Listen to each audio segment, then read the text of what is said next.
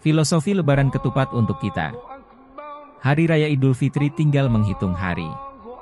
Berbagai persiapan telah dilakukan untuk menyambut Hari Raya Idul Fitri usai 1 bulan berpuasa, salah satunya adalah menyiapkan hidangan spesial untuk keluarga tercinta. Ketupat menjadi hidangan yang wajib ada di meja makan orang Indonesia saat Hari Raya Idul Fitri. Ketupat adalah makanan berbahan dasar beras yang diolah dengan cara direbus. Ketupat merupakan salah satu makanan pengganti nasi. Bentuknya yang segi 4 setelah dibungkus dari anyaman daun kelapa muda atau janur membuat ketupat menjadi unik. Tradisi hidangan ketupat Hari Raya Idul Fitri diperkenalkan pertama kali oleh Sunan Kalijaga saat sedang menyebarkan Islam di Jawa Tengah. Sunan Kalijaga dikenal kerap menggunakan budaya dan tradisi lokal untuk mengenalkan Islam agar mudah diterima, termasuk melalui kuliner lokal. Awal mulanya masyarakat lokal sudah memiliki kebiasaan menggantungkan ketupat di depan pintu rumah yang dipercaya mendatangkan keberuntungan. Sunan Kalijaga mengubah tradisi itu dan menjadikan ketupat sebagai sajian bernuansa Islami untuk menghilangkan unsur-unsur klinik yang mengikatnya. Ketupat sendiri bagi masyarakat Jawa memiliki filosofi yang kuat. Bentuk ketupat melambangkan perwujudan kiblat papat limo pancer. Maksudnya adalah sebagai keseimbangan alam dalam 4 arah mata angin utama, timur, selatan, barat, dan utara. Meskipun memiliki 4 arah, namun hanya ada 1 kiblat atau pusat.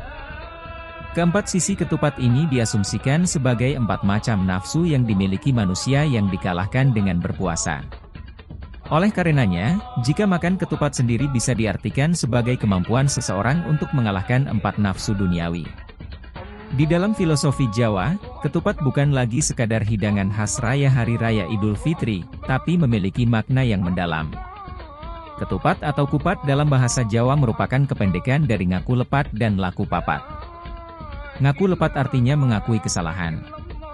Ngaku lepat ini merupakan tradisi sungkeman yang menjadi implementasi mengakui kesalahan, ngaku lepat, bagi orang Jawa.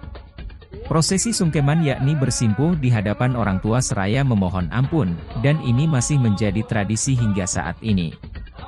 Pada tradisi sungkeman ini mengajarkan akan pentingnya menghormati orang tua, bersikap rendah hati, memohon keikhlasan, dan ampunan dari orang lain, khususnya orang tua. Sedangkan laku papat artinya 4 tindakan dalam perayaan Hari Raya Idul Fitri. 4 tindakan tersebut adalah Hari Raya Idul Fitri, Luberan, Leburan, dan Laburan. Arti dari masing-masing kata, antara lain Hari Raya Idul Fitri memiliki makna usai, menandakan berakhirnya waktu puasa. Kata ini berasal dari kata lebar yang artinya pintu ampunan telah terbuka lebar. Sementara Luberan memiliki makna meluber atau melimpah.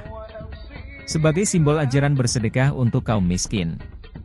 Pengeluaran zakat fitrah menjelang Hari Raya Idul Fitri pun selain menjadi ritual yang wajib dilakukan umat Islam, juga menjadi wujud kepedulian kepada sesama manusia.